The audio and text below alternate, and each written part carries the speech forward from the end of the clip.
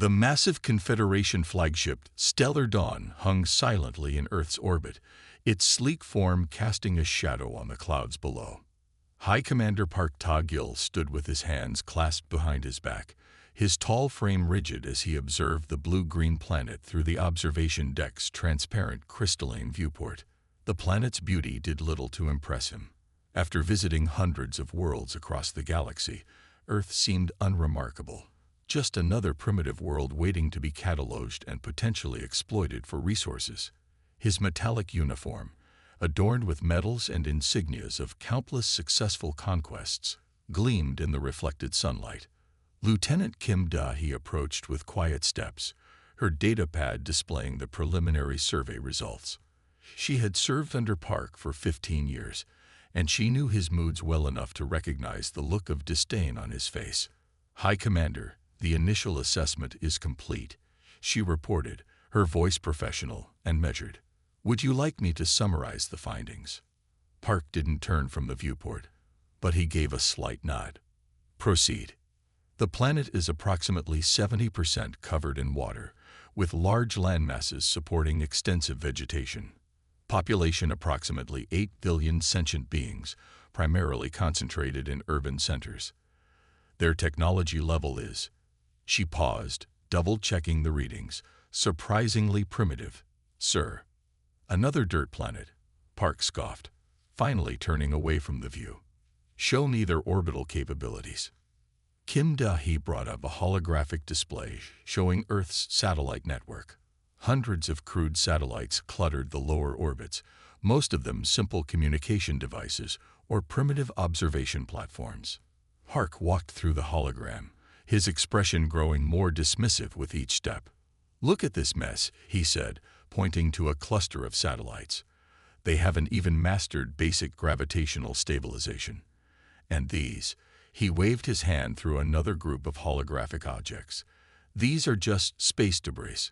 They can't even clean up their own orbit." Science Officer Lee Jin-woo entered the observation deck, carrying his own set of reports. His team had been studying Earth for the past 3 months, using their most advanced stealth technology to remain undetected.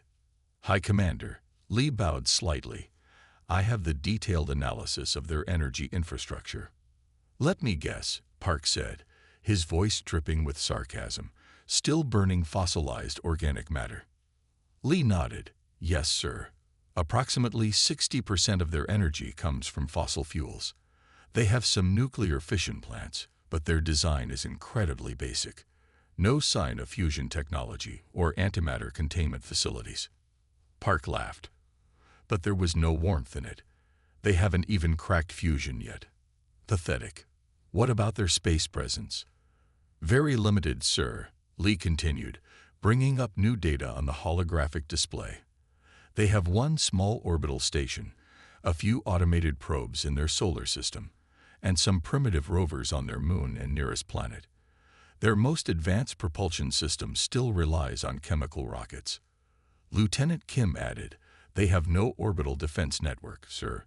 No energy shields, no planetary defense grid, not even basic point defense systems. Their military capabilities are limited to atmospheric aircraft and ground-based weapons."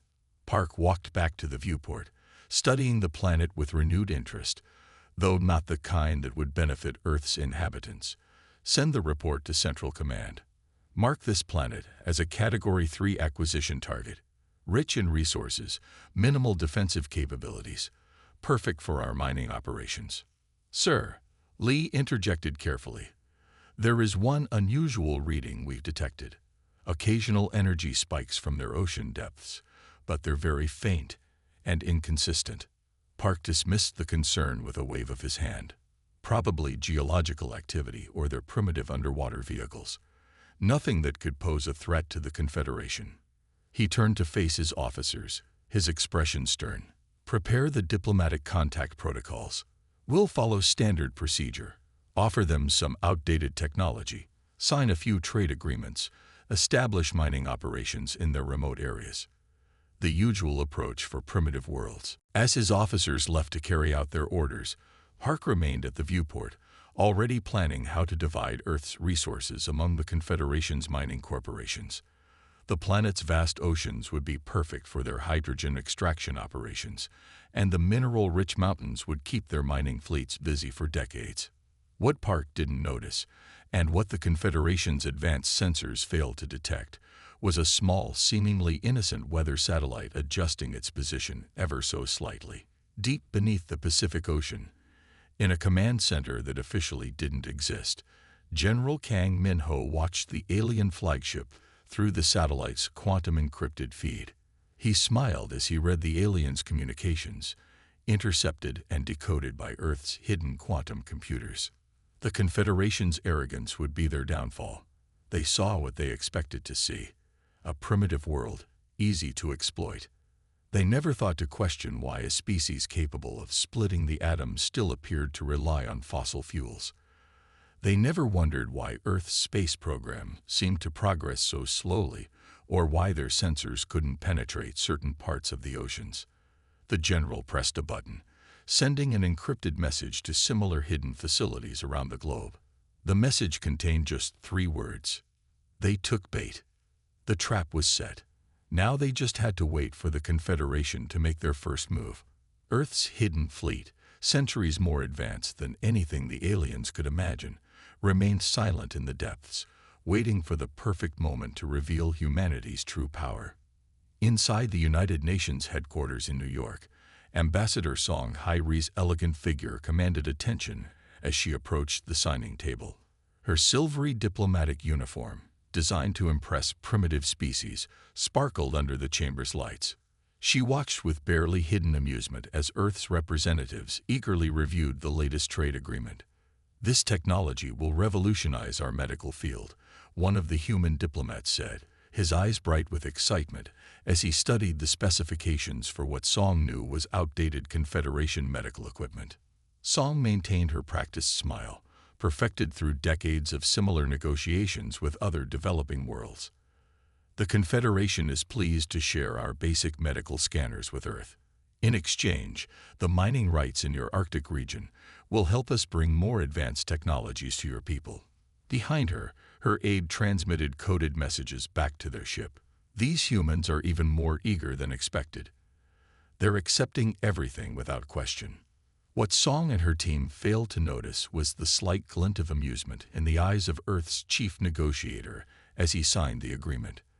The humans appeared appropriately grateful and suitably impressed by technology that their hidden facilities had surpassed centuries ago.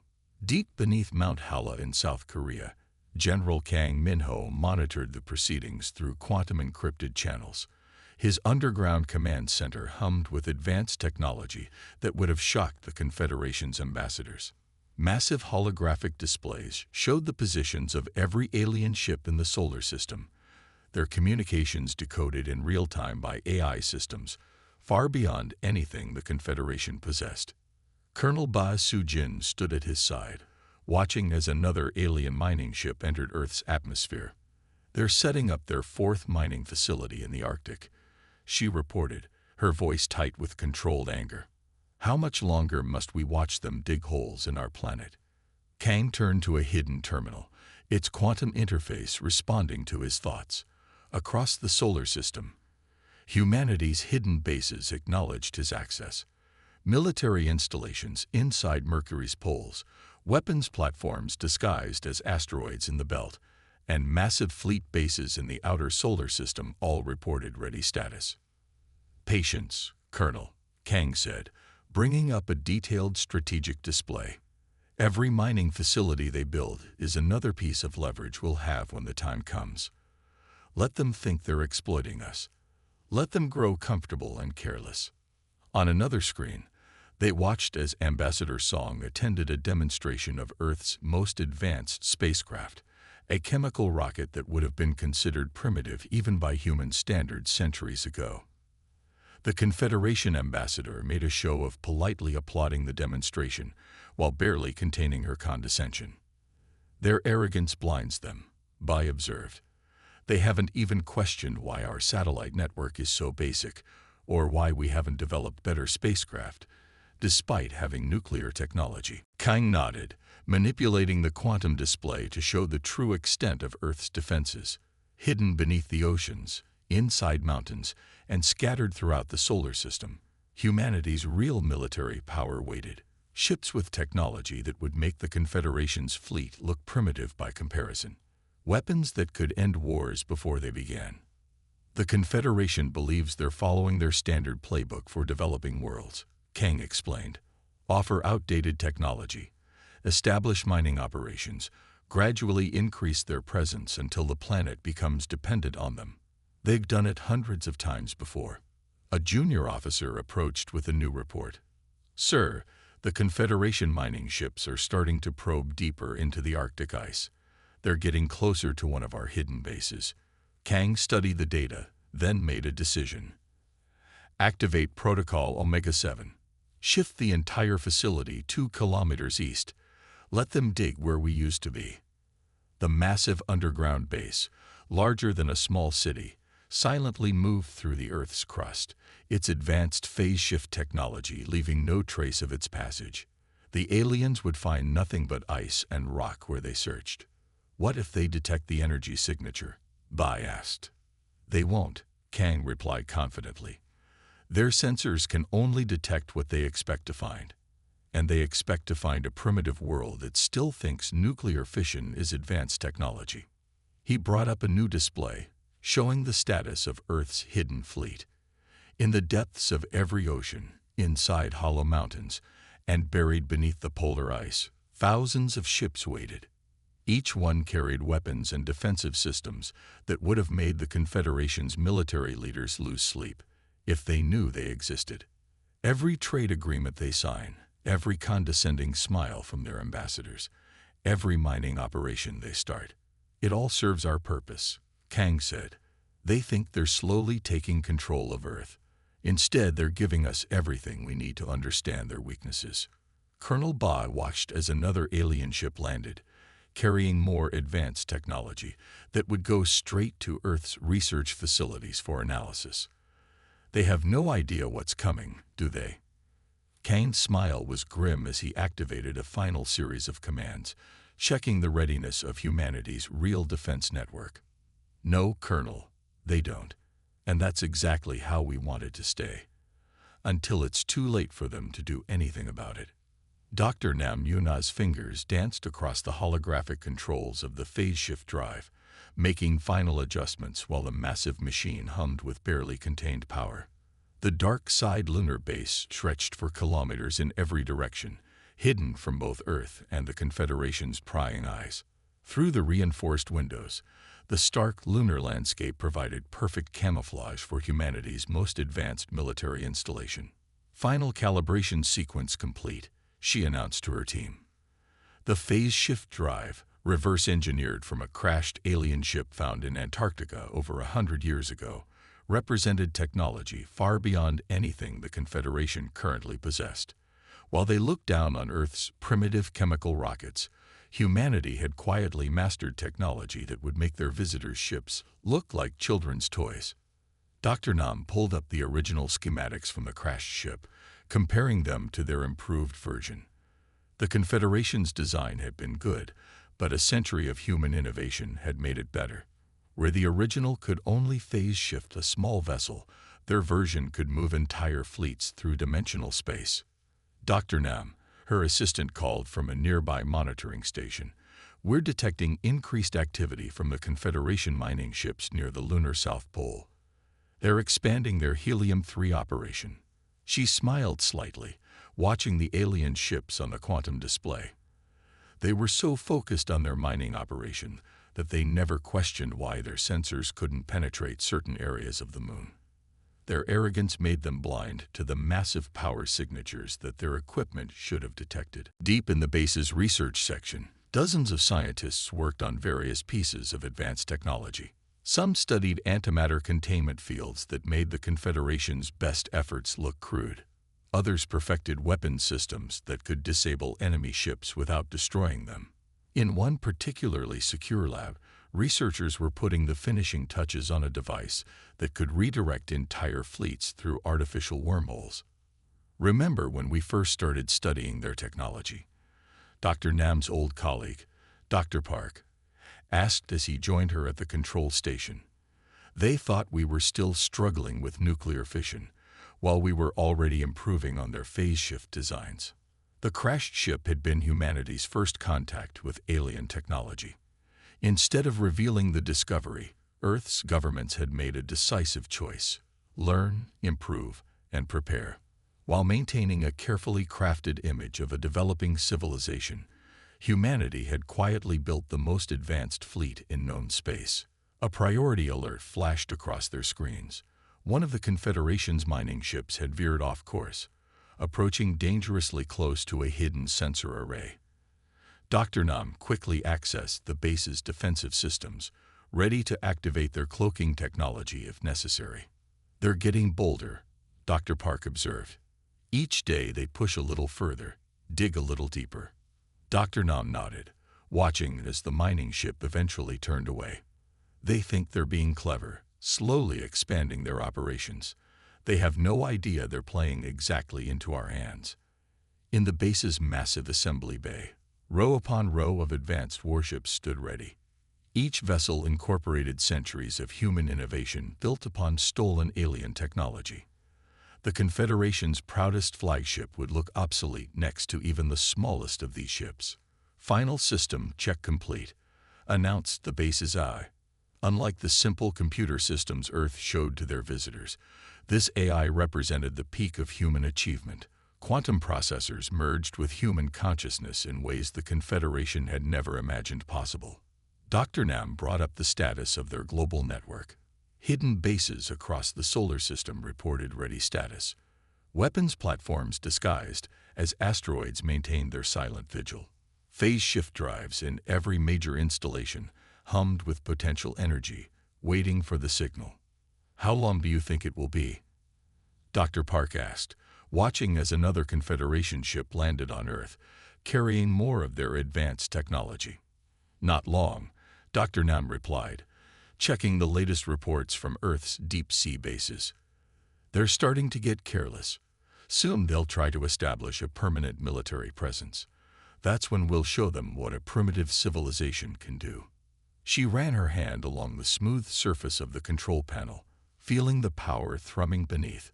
A century ago, humanity had faced a choice: reveal themselves and become another conquered world, or hide their true capabilities and prepare for the moment when they would change the galaxy's balance of power forever. Looking at the fleet of advanced ships waiting in the massive lunar hangar, Dr. Nam knew they had made the right choice. The Confederation's contempt for Earth had given humanity all the time they needed to perfect their technology, build their forces, and prepare for the day when they would reveal their true strength. "The Confederation thinks they're studying us," she said, watching another alien ship pass blindly over their base. "They don't realize that for the past 100 years, we've been the ones doing the real studying." The Pacific Ocean churned as the Confederation's construction ships descended from orbit. Their massive forms cast shadows over the waves as they prepared to establish their first military base on Earth. High Commander Park Ta-Gil watched from his flagship, satisfaction evident on his face. After months of careful manipulation, the time had come to show these primitives their true place in the galaxy. Deep beneath the Mariana Trench, in a command center built inside the ocean floor itself, Commander Choi Jae-young watched the alien ships through quantum-enhanced sensors. The massive underwater facility hummed with power as thousands of crew members manned their stations, waiting for his command.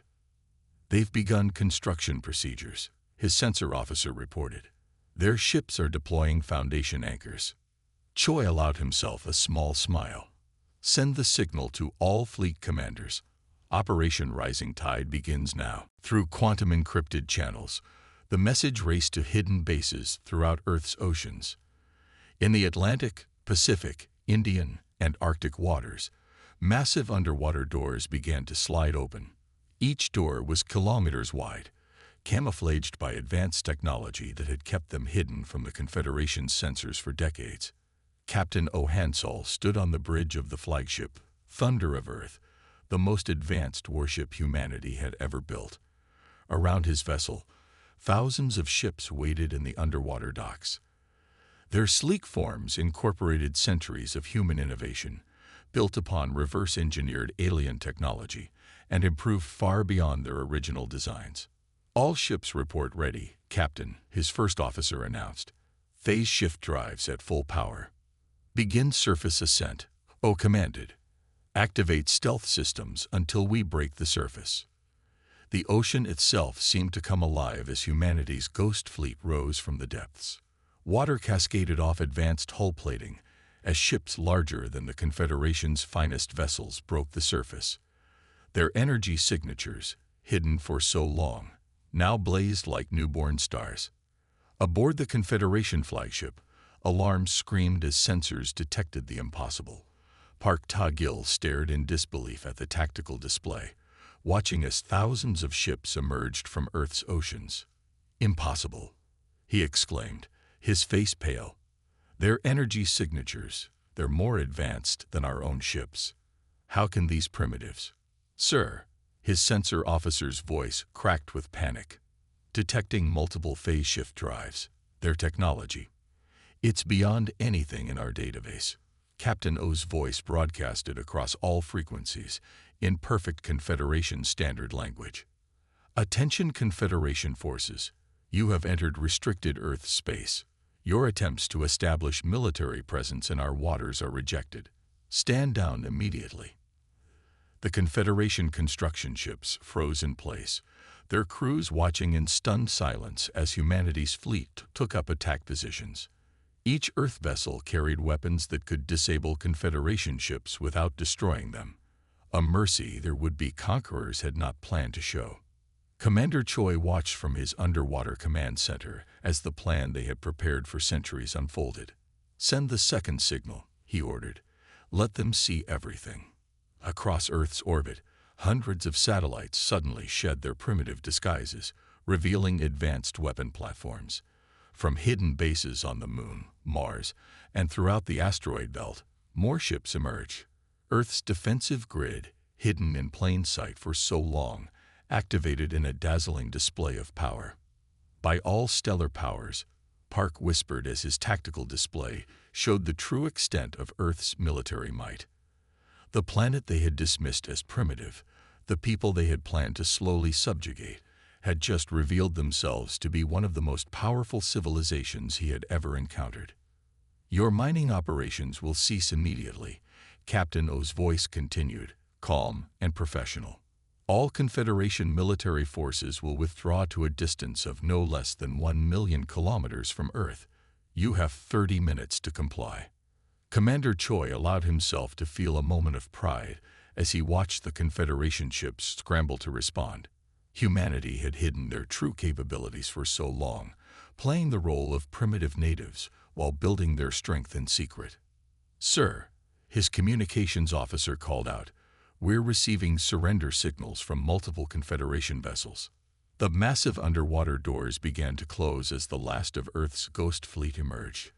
Behind them, more ships stood ready, hidden shipyards continuing to produce vessels that would make the Confederation's best technology look obsolete. "Send word to all Earth forces," Choi commanded. "Operation Rising Tide is successful. Begin Phase 2. As the Confederation fleet retreated in disarray, humanity's ships took up defensive positions around their world. The time for hiding was over. Now the galaxy would learn that the primitive dirt planet they had dismissed held power beyond their imagination. High Commander Park Ta-Gil could only watch as his dreams of easy conquest crumbled.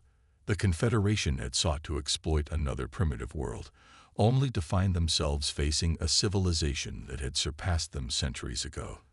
The Confederation fleet scattered like startled fish as Earth's forces moved into attack formation.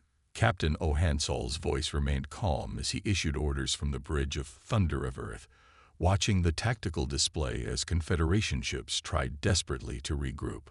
"Target their propulsion systems only," O commanded. "No unnecessary destruction. Show them the difference between their technology and ours." The human ships moved with impossible grace, their phase shift drives allowing them to appear and disappear at will. Confederation gunners fired desperately at empty space, their targets vanishing moments before their weapons struck. Each human vessel demonstrated centuries of advancement beyond anything the Confederation had developed. From Luna Base, carved deep into the moon's dark side, Admiral Yoon Seo-jin orchestrated the battle with calculated precision. Her command center hummed with quantum computers as she coordinated Earth's global defense network. Hundreds of satellites, long disguised as simple debris, now revealed their true nature. "Sector 7 is clear," reported her tactical officer. "Confederation ships are retreating from the Pacific Quadrant." "Activate the orbital defense grid," Yoon ordered. "Let them see exactly what they've been flying past all these years." What the Confederation had dismissed as space junk suddenly came alive. Defunct satellites transformed into weapon platforms, pieces of rockets revealed themselves as stealth fighters, and clouds of debris coalesced into defensive barriers. On the Confederation flagship, High Commander Park Ta-gil watched in horror as his fleet's most advanced weapons bounced harmlessly off Earth vessels' shields. His mighty warships, terror of 100 conquered worlds, were being systematically disabled by technology he couldn't even understand. "How can they have this level of advancement?" he demanded, slamming his fist on his command console. Their energy readings were primitive just hours ago. Captain O's fleet moved with surgical precision, using quantum-based weapons that bypassed Confederation shields entirely. Instead of destroying the ships, they simply shut them down, leaving the crews helpless but unharmed. "Sir," Park's tactical officer shouted, "they're not using any technology in our database. Their weapons, they're passing through our shields as if they don't exist." In Earth orbit, more surprises awaited the Confederation forces. What they had believed to be simple communication satellites revealed themselves as control nodes for a vast defense network. The primitive orbital infrastructure they had mocked transformed before their eyes into one of the most sophisticated defensive systems ever created. "Another group attempting to breach the lunar defense perimeter," reported Yoon's sensor officer. "3 heavy cruisers, moving to attack pattern Delta." Admiral Yoon smiled slightly. "Show them why that's a mistake." Hidden weapons platforms around the moon activated, capturing the Confederation cruisers in quantum stasis fields. The mighty ships hung helpless in space, their crews watching in disbelief as their most powerful engines failed to break free. Captain O's voice broadcast again across all frequencies. "Your weapons are ineffective. Your shields cannot protect you. You have 2 choices, surrender or retreat. Either way, Earth's waters and space remain forbidden to your forces." The battle continued, but it was no longer a fight. It was a demonstration. Earth forces systematically disabled Confederation ships while avoiding any loss of life. Each engagement showed the aliens just how completely they had underestimated humanity's capabilities. "Admiral," called out Luna Base's communications officer, "we're receiving surrender signals from 80% of the Confederation fleet. The remaining vessels are attempting to engage their faster-than-light drives." "Activate the phase lock network," Yoon commanded. "No one leaves until we're finished." The Confederation ships found their escape routes blocked by fields of energy they couldn't understand. Their fastest ships, pride of their fleet, hung motionless in space as human vessels moved effortlessly around them. From his flagship, Park Ta-gil watched the systematic dismantling of his fleet with growing despair. They had come to establish military dominance over a primitive world. Instead, they had awakened a sleeping giant with technology centuries beyond their own. "All Confederation forces," Captain O's voice rang out one final time. "Your ships are disabled. Your weapons are offline. Earth's defense forces now control this space. Prepare to receive boarding parties. Any resistance will result in immediate teleportation to our detention facilities." The battle ended not with a bang, but with a whisper. In less than 6 hours, Earth's hidden fleet had completely neutralized one of the galaxy's most powerful military forces. Not a single life was lost on either side. A demonstration not just of humanity's power, but of their mercy. Admiral Yoon stood in Luna Base's command center, watching as human ships began the process of collecting their disabled opponents. "Send word to Earth Command," she ordered. "The space around Earth is secure. Operation Rising Tide is complete." The Confederation's mighty fleet, which had conquered countless worlds, floated powerless in Earth orbit, a testament to the foolishness of judging a civilization by its appearance. The primitive dirt planet had revealed itself to be anything but primitive, and the galaxy would never be the same. The emergency conference room aboard Earth's orbital station, Starforge, looked nothing like the primitive facilities the Confederation had seen before. Gone were the pretenses of basic technology, replaced by advanced quantum interfaces and holographic displays that made the aliens' best equipment look obsolete. President Im Do-Yun stood at the center of the chamber, her presence commanding respect from both human and Confederation representatives.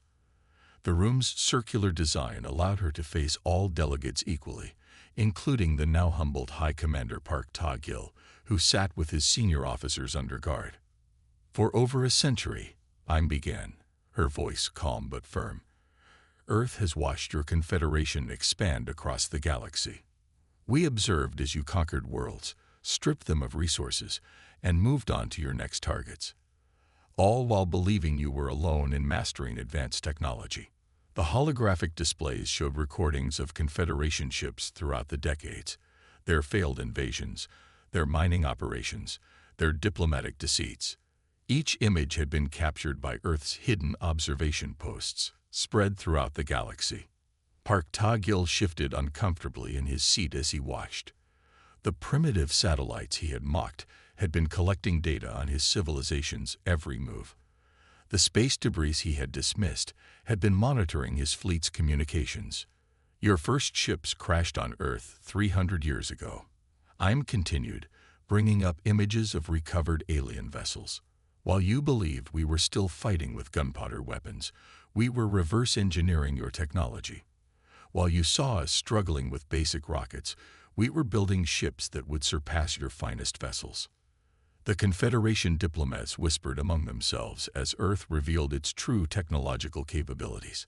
Holographic projections showed vast underwater cities, lunar bases, and solar system-wide defense networks, all hidden in plain sight. "But why?"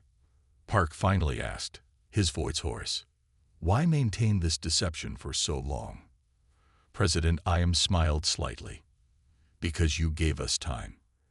Every condescending report, every dismissive assessment, every assumption about our primitive nature, it all worked in our favor. While you saw what you expected to see, we built something far beyond your imagination." The displays shifted to show Earth's true military might, hidden fleets larger than anything the Confederation possessed, weapons systems that could disable entire armadas without casualties, defense networks that spanned the solar system.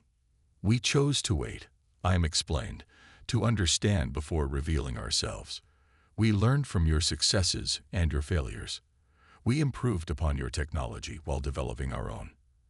And most importantly, we learned how not to treat other civilizations." Park looked down at his hands, remembering his own arrogant dismissal of Earth as just another dirt planet. The carefully crafted illusion had been perfect, a primitive world, seemingly ripe for exploitation, hiding power that could reshape the galaxy. "Today marks a new era," President Im announced. "Earth will no longer hide its true nature. We offer the Confederation two choices: adapt to a new balance of power, or face the consequences of continuing your current path." The Confederation representatives stirred uneasily. Their entire worldview had been shattered in a matter of hours. The primitive world they had planned to exploit had revealed itself to be one of the most advanced civilizations they had ever encountered. "Your mining operations on Earth will cease immediately," Im continued. "All Confederation military forces will withdraw from our solar system.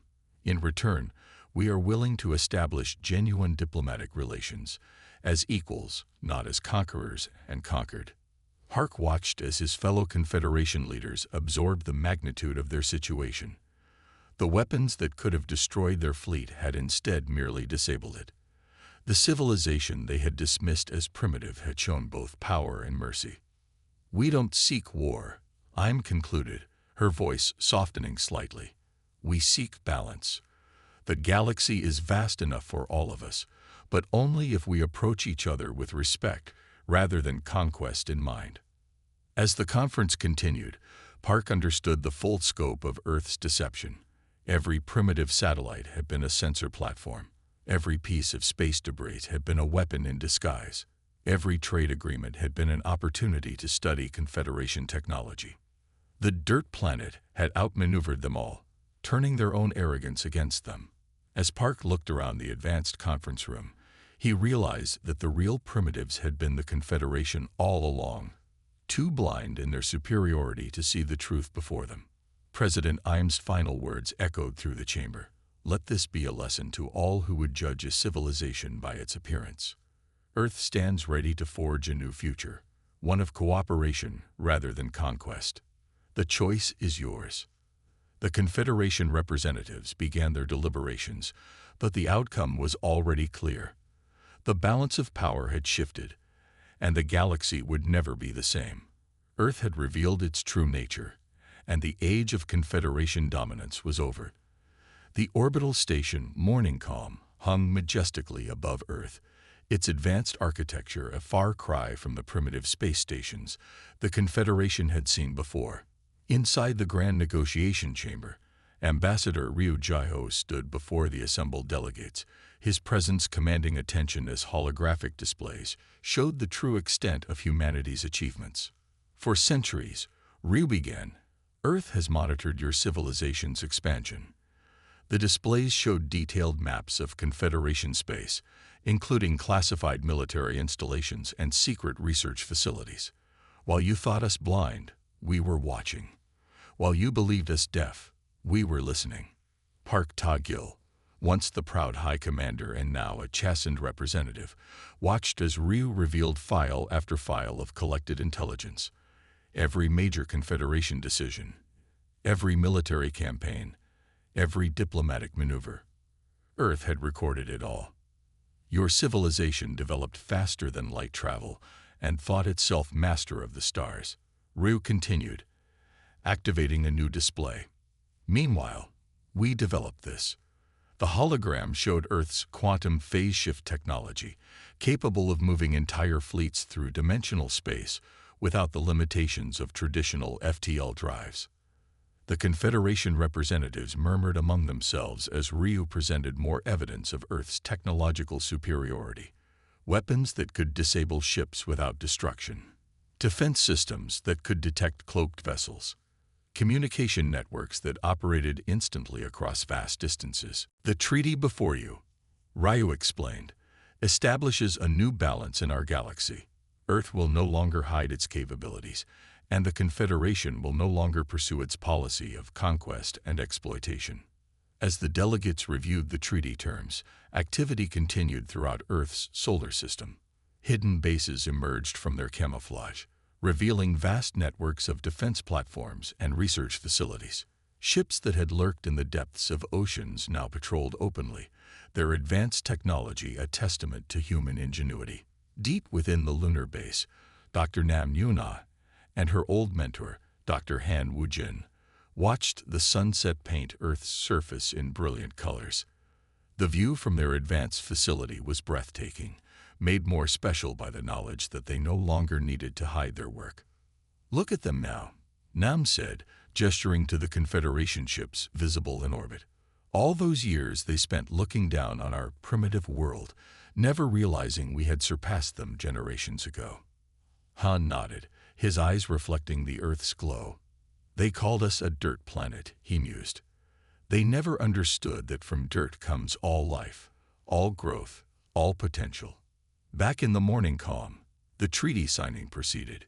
Each Confederation representative approached the quantum-secured document, adding their biological signature, a technology they had never seen before today. Park Ta-gil was the last to sign. As he pressed his hand to the document, he remembered his first view of Earth, how he had dismissed it as just another world to be conquered. How wrong he had been. The age of Confederation dominance is over, Ryo announced as the treaty was completed. Welcome to an era of true cooperation and mutual respect. Across Earth, celebrations erupted as the news spread. Holographic displays in every city showed the historic moment. People cheered as humanity's hidden fleet performed formation flights over major cities, their advanced technology no longer concealed. In their lunar observatory, Nam and Han watched the celebrations through quantum viewers. "Do you think they finally understand?" Nam asked, turning to her mentor. Han smiled, his eyes twinkling with wisdom earned through decades of secret work. "That dirt is where life begins. Perhaps now they do. They've learned that appearances can deceive, that true strength often lies hidden, and that wisdom comes from patience rather than power." The Earth continued its eternal dance around the sun, no longer hiding its true nature. The Confederation ships in orbit now moved with careful respect around the world they had once dismissed, and in countless hidden facilities throughout the solar system, humanity's scientists and engineers continued their work, pushing the boundaries of what was possible. The galaxy had changed forever. The dirt planet had revealed itself to be a diamond, and the balance of power would never be the same. As night fell over the lunar base, Earth shone brilliantly against the black of space, a beacon of hope for a new age of galactic civilization. End.